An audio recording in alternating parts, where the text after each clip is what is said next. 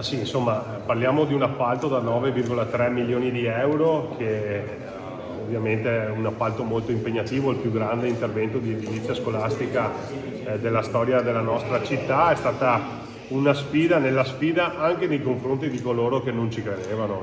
Parlo di quella parte politica che sperava forse che tutto andasse storto per poi dire alle famiglie: visto il sindaco non ha mantenuto la promessa. In questo caso è andata male, la promessa è stata mantenuta, i tempi sono stati rispettati, ma soprattutto è stata rispettata la qualità delle opere. Ricordo che questo è un immobile ENZEB, quindi a consumo praticamente zero, e rispetto alle vecchie Stefanini il risparmio energetico corrisponde alla piantumazione di 1200 alberi all'anno.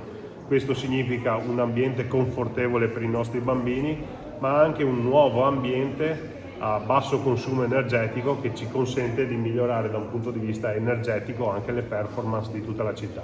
L'orgoglio mio sta nel fatto che in questi 8 anni da sindaco ci siamo concentrati su davvero tanti interventi di edilizia scolastica. Questa è la seconda scuola completamente rinnovata che consegniamo alla comunità, però sono davvero tantissimi gli interventi di efficientamento energetico e messa in sicurezza che abbiamo fatto praticamente in tutti i plessi scolastici. Questo significa avere un occhio di riguardo soprattutto nei confronti dei ragazzi, dei bambini, dei più piccoli, perché vogliamo che crescano e che percorrano il loro percorso scolastico in ambienti confortevoli.